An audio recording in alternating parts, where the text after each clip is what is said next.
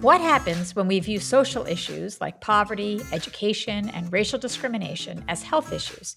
Can medicalizing civil rights help strengthen them? On this episode of Common Law, two experts will discuss the benefits and possible pitfalls of this approach. You're not going to get very far by saying, look, I want civil rights because I'm addicted to nicotine, right? But you might get quite far by claiming some other condition. Why did they broaden disability-based income support programs even as they restricted or eliminated other welfare state programs?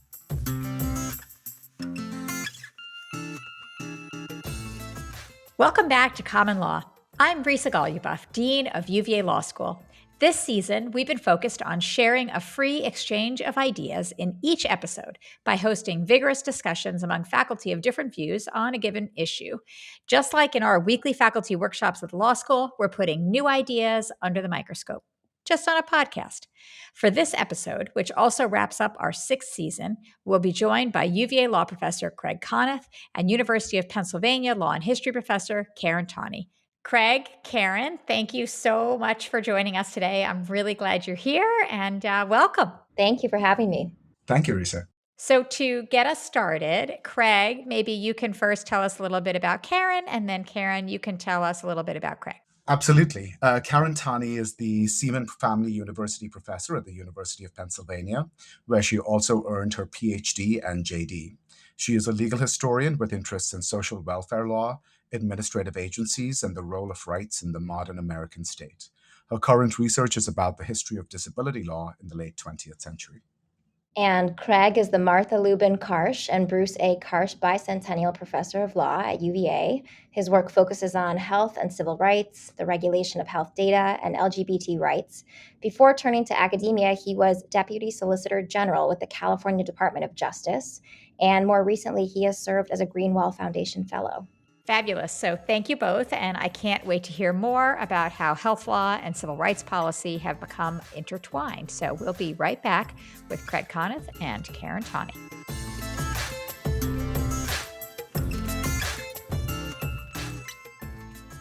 Let's start with you, Craig. Craig, you wrote a paper titled Medicalization and the New Civil Rights, and you published it in the Stanford Law Review in 2020. So what does that phrase mean to you? How are medicalized civil rights different from other civil rights?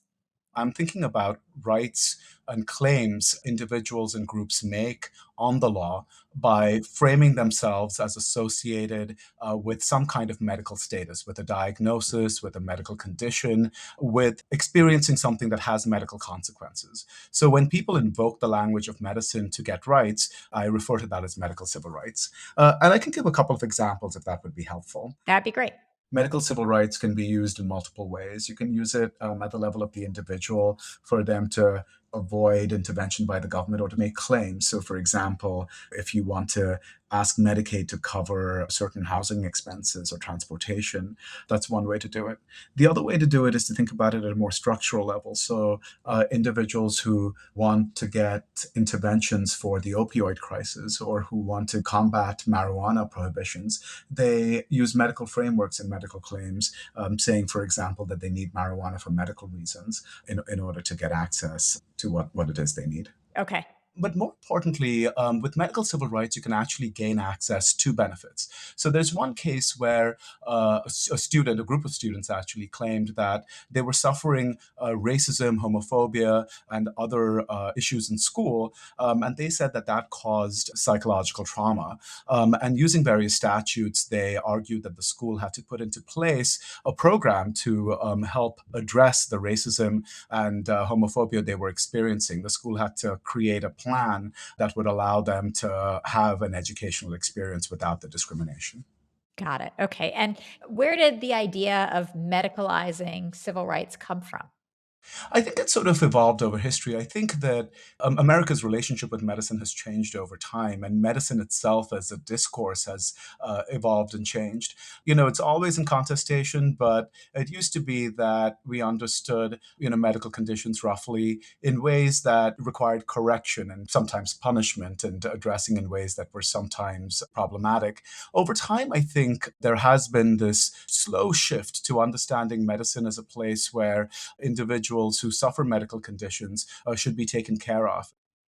Great. So, Karen, I'm curious about how your work relates to that. But before we get to the relationship, I want to just talk about your work first. So, you're a legal historian like me, and you've studied the history of disability law in the late 20th century and before, and have uncovered, how precedents in this field have had a surprising effect on federal civil rights guarantees, as well as leading to, an increase in the use of disability as a path to get government benefits. And so I see the parallels, but I also want to talk about the interaction. So can you first just talk about your work and the history that you talk about in your own work?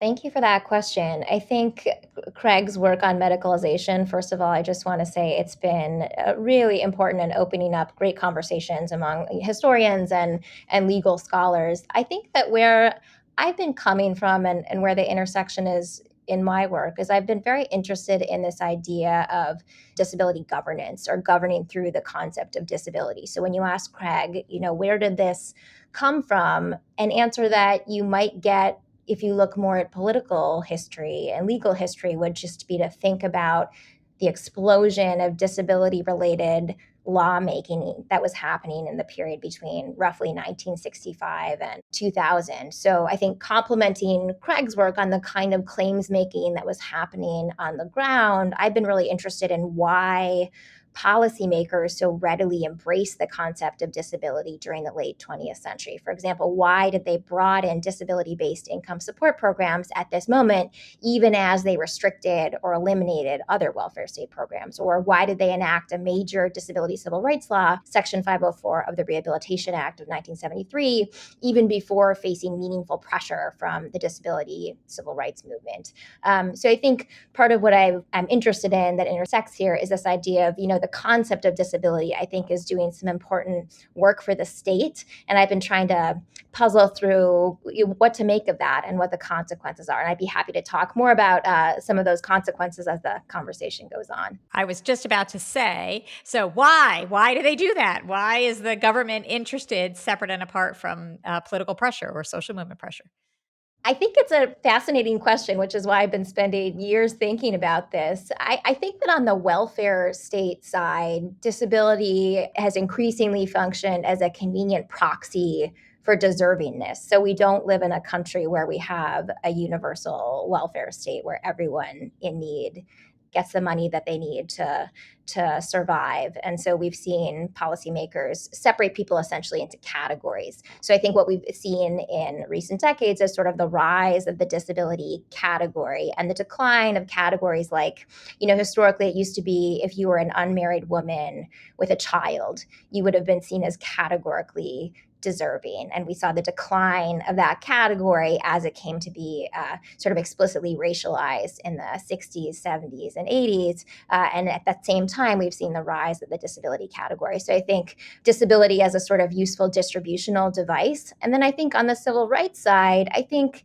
this was an era where policymakers were primed to see analogies to race and racial inclusion, and were really interested in finding ways to signal that equal opportunity was available to all. So I would say there too, disability had a clear appeal. To embrace disability civil rights was to take the moral high ground, to advance the march of inclusion, and so on. Again, I think there were consequences, but I think that that's sort of two-pronged understanding of what the appeal was at this moment. I love Karen's work because, Karen really goes in and looks at the history in a way that, us non-historians aren't as easily able to do. I sometimes am allowed to sit with the historians. Oh, we embrace you, Craig. We embrace you. I didn't mean to say before I like Karen more. You're my colleague. You do fabulous work.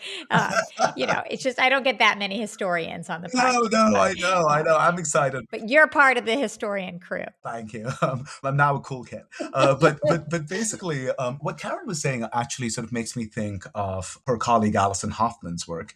Alison, talking about the Affordable Care Act, traces three different themes, three different sets of justifications that underlie the Affordable Care Act. And I'll talk about those in a second because I have my own gloss on them. Because if you go back and look at legislation over the course of history, since, we can talk about veterans benefits, right, and onwards, Civil War veterans benefits, I should clarify, onwards, the kinds of discourse being used, I would say, sort of fall into three categories.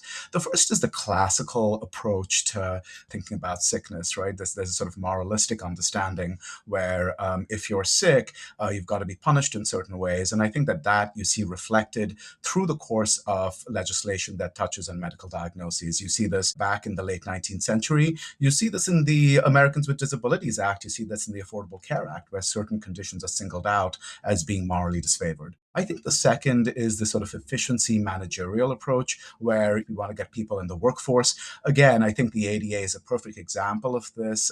Karen's written about this. And I think the Affordable Care Act is also an example of this, where we see this justification of wanting people to be well so that they can work, so that they can be productive. Then I think the third and the thread I think my particular paper that you mentioned earlier is focused on is this idea that, we want to help individuals that are, down in their luck, that are vulnerable. And I think that is also a powerful narrative.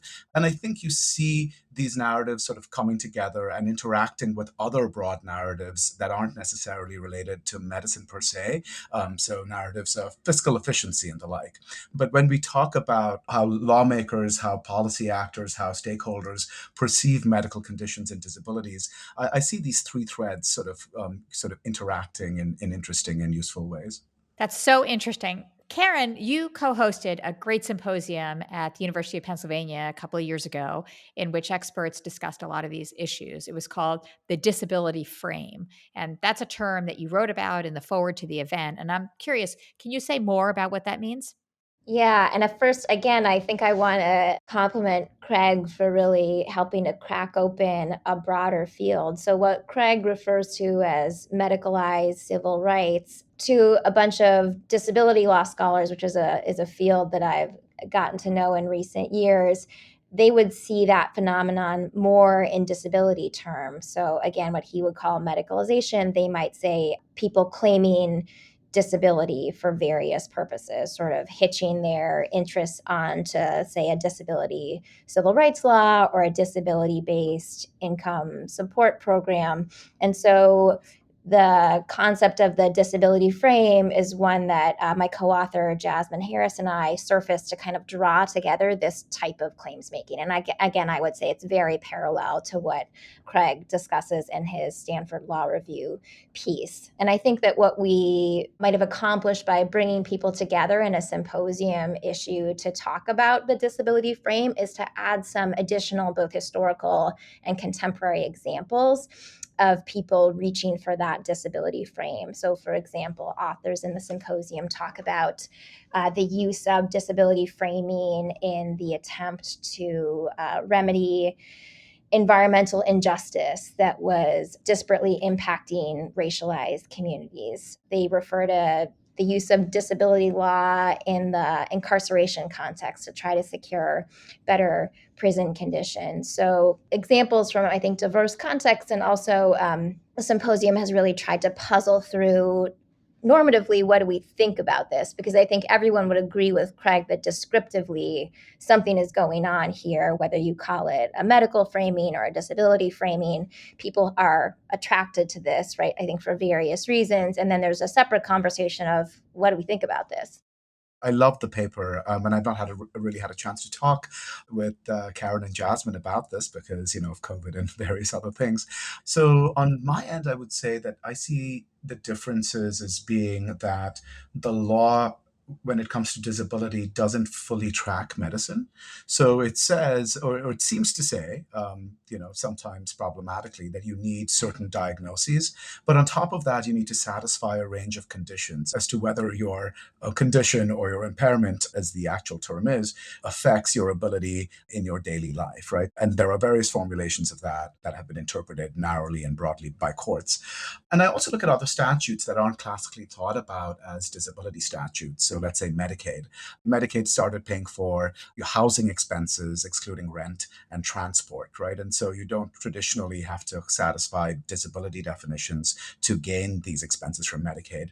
So on one hand, I sort of see medical civil rights as reaching into other areas, but I also suspect, and this is where I'm going to turn to Karen, I wonder whether there are contexts in which the disability frame can be deployed without thinking about medicine or diagnoses at all. Because I know that one trend in the disability movement has been to say, look, we shouldn't rely on doctors and experts. And that's a theme of my paper as well, that sort of celebrates this move in medicine away from doctors and experts. But there is this trend in disability law that says we don't need to rely on medical discourse at all to define what a disability is. So I wonder whether the disability frame extends in the other direction beyond medical civil rights, just as medical civil rights extends in the medical direction beyond the disability frame. I think that's a great intervention to just point out that I think when we say the disability frame, we're probably referring to a subset of the broader phenomenon that you're getting at in your medicalization of civil rights work. I think the question that you raised is complicated about whether there's a way to reap the benefits of the disability frame without necessarily getting attached to a medical discourse. And here I think the problem might be some of the key statutes. I think, especially if people are reaching for, say, disability based income support. So, an example that Craig and I both have written about would be, say, people with HIV/AIDS at the height of the epidemic in the 1980s and the early 90s, really pushing that, again, disability based program to expand to meet their needs, right?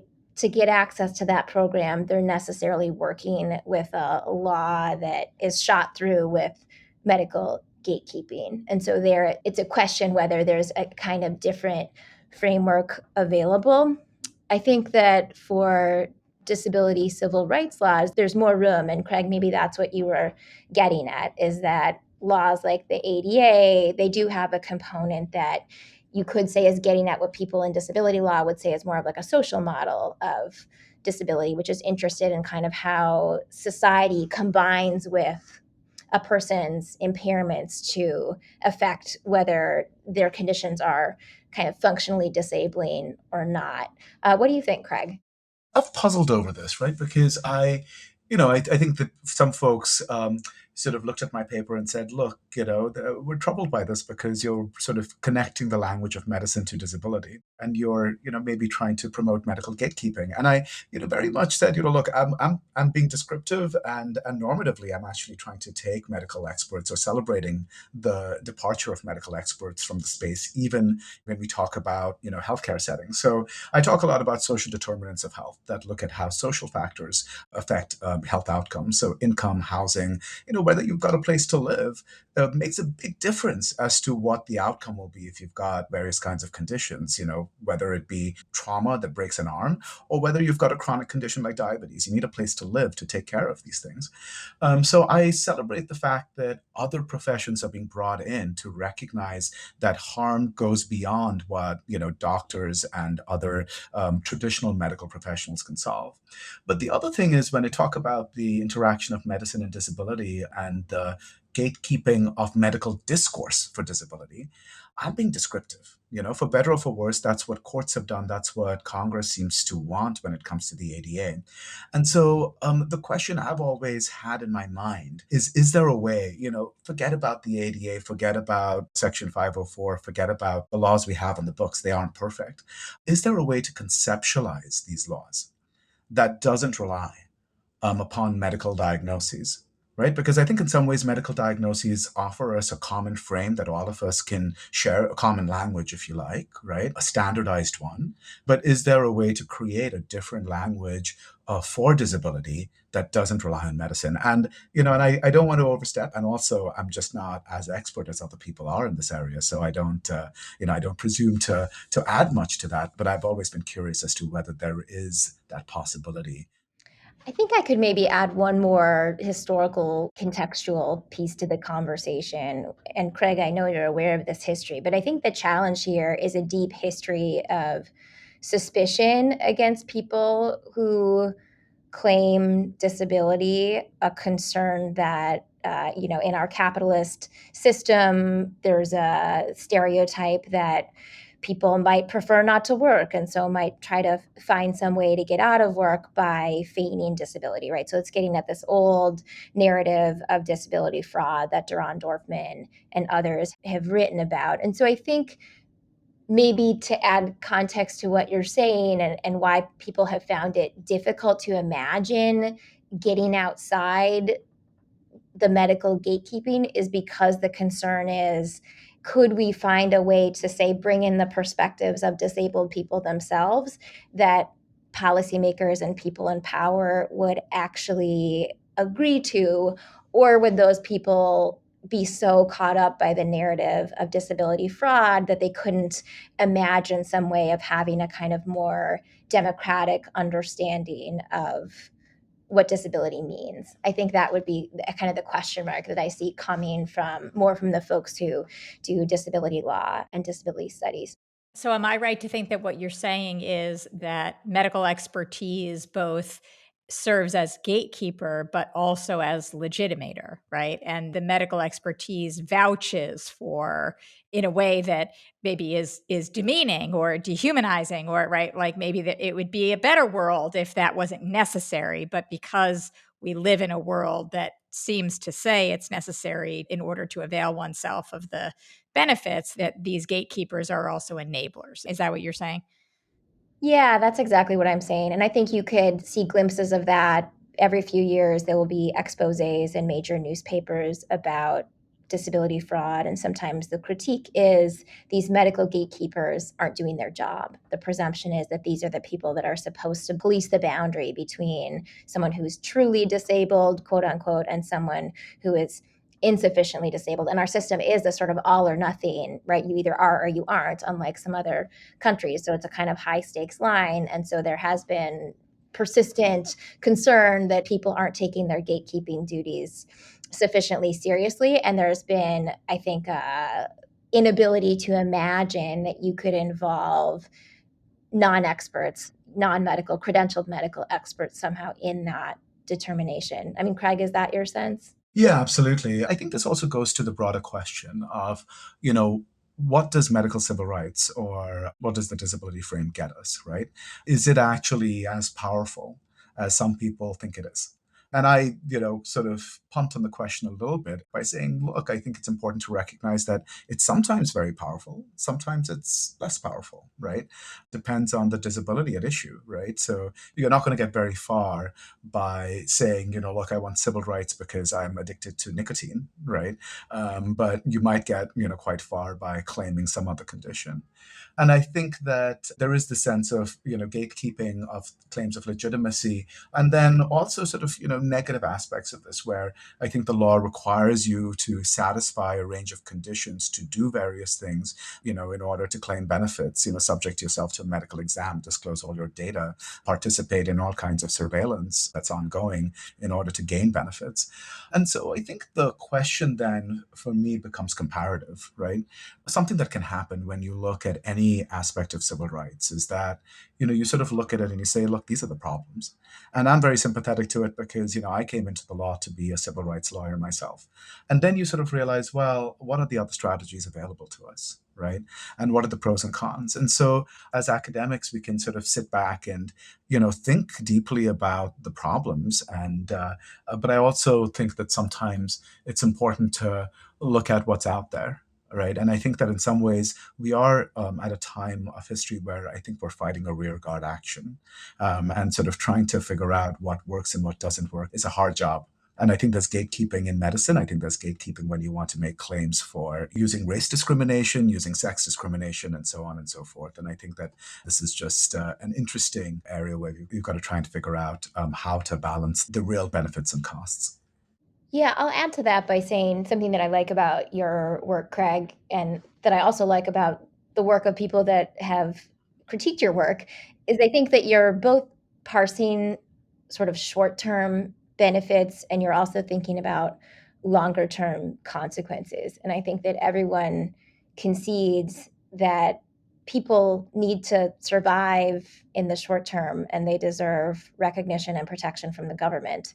And so sometimes these framings that we're talking about can be, if you're a lawyer advising your client, you might say this is the best route to get what you need in this particular moment. And then I think as scholars, we can also say there are some longer term consequences that we should keep our eye on. So, for example, my colleague Allison Hoffman, Craig, I think you referenced something about this earlier when you mentioned the difference between a kind of individualized medical remedy versus when you were talking about the social determinants of health. I think you were talking about kind of structural solutions to these problems. So, I think Allison Hoffman had raised concerns about, is there a way that we could help someone deal with an immediate health challenge or need while also not closing off the possibility of addressing a harm in a more structural way, which could potentially have benefits for a group. What I like about, say, the work of Rabia Belt and Duran Dorfman, I think they have pointed out that even in the short term, there could also be some trade-offs. So I think they have said, okay, maybe the medical or the disability framing gets you income support in a particular moment when you need it, but perhaps the price could be now because you have been labeled in a particular way. This has implications for immigration status or child custody, or maybe a person becomes more vulnerable to sterilization or institutionalization. So I think, again, what I think I like about your work and the conversation that you've opened up is it does allow us to have a rich conversation about pros and cons, both in the short term and in the longer term. That raises a question for me, for both of you. Who is your audience? And if your audience is lawyers, should lawyers do anything different after they read each of your work? I mean, should they be making those short term, long term trade offs differently? Should they be embracing a disability frame in other contexts? Should they be medicalizing civil rights? Is that part of your audience? And then, how do you think about what they should be doing on the basis of the work that you've done? My audience would be other people who are interested in political history and governance, really trying to get those people to say, hold on, something really big is happening here, which we haven't really recognized or thought through. So naming that, I think, is one part of what I'm up to. And then the other part was just trying to get a sense of what have been the consequences of that. And there, I mean, kind of less these individual level consequences of, do they claim the disability frame or the medical frame or not, and more in some sense about broader consequences for governance. Craig? My audience, I think, consists of lawyers, but I think also of academics. I think in some ways primarily academics, because I think one of my concerns is that there is insufficient attention to, I think, three things. The first is looking at the arc of medical civil rights over the course of history. You can look at specific programs and you can identify how those programs have never quite lived up to their promise, and how there are various ways in which judges, in which policymakers, in which administrative agencies have used to evade the full promise that those rights were meant to fulfill. The second is a comparative move to not just think about the limitations of the medical civil rights model, but thinking about the limitations of other models as well. And I think it's important to do that because it may very well be the case that you are making yourself vulnerable in various ways by claiming medical civil rights. But sometimes you aren't, right? I mean, if you're in Medicaid and if you claim that you need various forms of housing assistance, for example, it's hard to get it. It's problematic. But if you're already on Medicaid, the sort of long-term benefits are limited. So yes, sometimes the harms for a specific individual can be quite significant, right? But if you aren't an immigrant like I am, if you aren't involved in a child custody battle, it actually may make sense for individuals to make these claims as opposed to a set of other claims. And I think the third is to identify, so, Rabia Duran and Allison wrote responses to my piece and I wrote a reply. And my reply was entitled Medical Civil Rights as a Site of Activism. I don't think we're there yet, and we may never get there. And I think that that's true of all civil rights movements. But I think the goal is to get people active and on the ground and to see this as a site of activism as a place where benefits can be sought. One of the concerns I had coming from the LGBT rights movement, where again medicine is viewed with a high degree of suspicion, is that by looking at the negatives and focusing on the negatives and not adopting a sort of long term or wholesale or comparative perspective, you might end up dismissing medicine and you might end up giving it over to individuals who can use medicine in very problematic and punitive ways. And I want to see medicine as a space where we do have activism and movements to seek justice and rights. What I hear you saying, both of you, is causation goes in lots of different directions, right? So I think about in my own work how different rights claimants are often piggybacking on other kinds of rights claimants. And I think you're both telling stories about different kinds of piggybacking.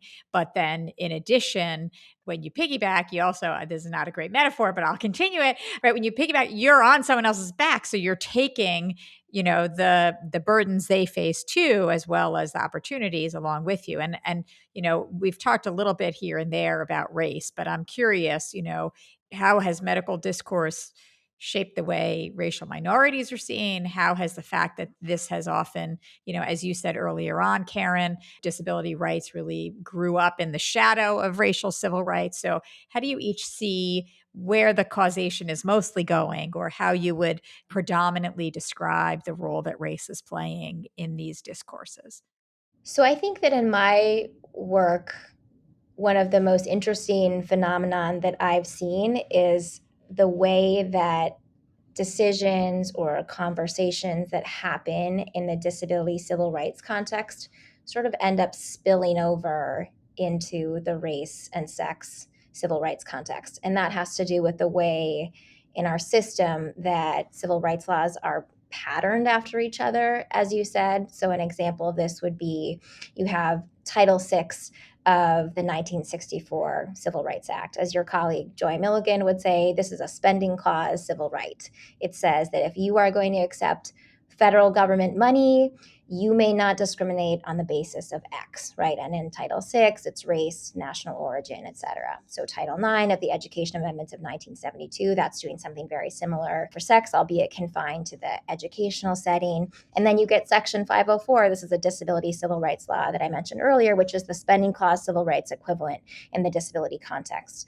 And what you see doctrinally is that federal courts basically say if we say something about one of these statutes, it applies to the other ones as well. And what has happened in the case law is the court will sometimes say something in a disability case. Say, for example, in recent cases, something about the availability or often unavailability of a particular remedy in, say, again, a Section 504 case that then spills over into the sex and the race context. So I don't know if that's a direct answer to your question about causation, but I do think it's speaking to a way in which these different civil rights laws are really entangled, and the consequences of adding disability to the mix. And in my work, I talk about how that kind of infects civil rights more generally. I look at the malleability of medicine to think about how medicine has interacted with race and other categories over time. When you look at historians who have talked about what I call minority medicalization, they tend to sort of identify certain threads in history and point to, I think, the very real racism or sexism that existed at a certain point in time that enabled, medicine to treat and create fictions regarding minorities in various ways. I think eugenics, for example, is the classic example of this. But I think that if you sort of go back and you look at the birth of modern medicine, which isn't that long ago, it's the late 19th century, it's changed over time. It used to be that, when you first see modern medicine come as a powerful new discourse with institutions that were able to further its goals, you see some of its claims being used to then categorize and identify women and Black people in a certain way, using physical measurements, using, craniometric claims and, various various diagnoses and identifiers. And you had this massive move towards psychiatry and specifically psychoanalytic theory as you get to the 1930s, again, making claims about, Black people and women, right? And then from the 1970s and 80s onwards, you have claims that are rooted in genetics and neurobiology that come to the forefront. And I think that where I see hope is that starting in the 1990s, you see the shift to thinking about how social harms shape individuals and shape health outcomes. And I think that where I want to see things move is to, instead of looking at biological identifiers for thinking about how to medically define what it is to be Black or another racial minority or to be a woman, to think about how social circumstances shape medical outcomes that then determine what it is to be a minority, right? And I think we're beginning to see that language come to fruition only now. And by that, you mean social determinants of health. Yeah, social determinants. Can you just say a little bit more? What are those? What does that mean? How does that interact with the work that you both are doing? Yeah, absolutely. So, social determinants of health is basically this way of thinking about health outcomes that says, look, it could be the case that your health outcomes are determined by your genes. And, if your parents and your grandparents have had cancer or diabetes, so will you. But it also is determined by your life outcomes, whether you live in an area which is a food desert, right? Where you may or may not have access to food. Now, in the past, we've seen something problematic, which is, instead of thinking about where people live, we talk in terms of habits, right? As if casually, oh, well, I go to the grocery store, there's lettuce there and beef there, and I pick the beef. But that's often not the case. And I think what we're increasingly seeing, there's a new phase in thinking about social determinants where we realize that there are so many aspects of individuals' lives that are out of their control, right? The income they have, the education they receive, where they live, the amount they've got to work, and all of that comes together to determine health outcomes. And I think we're beginning to see that realization in the Affordable Care Act. I mean, honestly, the Affordable Care Act was early in the days, this kind of thinking. But you see this move to creating health institutions that don't just seek to provide biological assistance, right? So if you have cardiac arrest, you get the appropriate treatment, but also to think about, where do you live and what your income is and what the environment is around you, right? And I think that that is the move we're increasingly seeing. Karen, do you have anything to add on that? I think I don't want to end on a pessimistic note, but I might just say I think a big trend in American law is a sort of turn away from social responsibility and robust understanding of the collective good. If you were to look at the welfare state, for example, I do still think we're living in the era of personal responsibility and the individualization of risk. There's constantly a push to think about people's challenges or difficulties in a very individualized register or at the family level. That's sort of as collective as many policymakers seem to want to get. So I think it's maybe a cautionary note about is that the way that the law more generally is moving, which is I don't think we should abandon a more socialized vision of what American law could be and a broader understanding. I think of what you're suggesting are kind of structural forces that would determine people's ability to thrive and survive. But I do think we should recognize some of the indicators that are pointing the other way. I don't think that, Karen, you ended on a pessimistic note, right? I think that it is a note that invites us to recognize that there are limits to this, right? And if we aren't aware of these limits, then we aren't going to know what to fight. And I think that part of the job is not just to do a cost benefit analysis and to think about our own cost benefit analysis and think about what it is we can gain, but also think about from the perspective of the longer term, how can we deal with these limitations? How can we get access to these rights while at the same time removing the harmful and frankly sometimes cruel conditions that are attached to them? And I think that can be a sort of map and atlas for seeking rights in the longer term. I think one of the signs of successful scholarship is that it gets a lot of people who want to talk about the idea and move the conversation forward. And Craig, that's absolutely how I think about your work. And as to, I think, the intersection, which is, I think, very healthy and appropriate with scholars coming more from the disability law and this disability community, I think they're helping to broaden the conversation to the concerns of people who have themselves felt what it is to be a medicalized subject or somebody who has been labeled disabled or has claimed that label for themselves. So again, I think the fact that you're spurring conversation and widening the conversation is all to the good. This has been just great. Thank you both so much for joining us today. Definitely. Well, and thank you again for this opportunity to be in conversation. This was really fun. Thank you, Risa.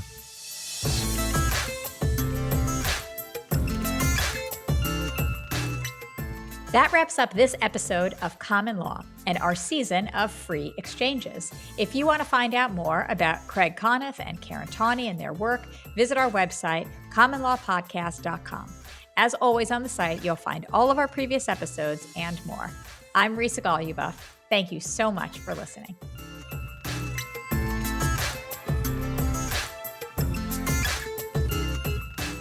Do you enjoy Common Law? If so, please leave us a review on Apple Podcasts, Stitcher, or wherever you listen to the show. That helps other listeners find us. Common Law is a production of the University of Virginia School of Law. It is produced by Emily Richardson Lorente and Mary Wood.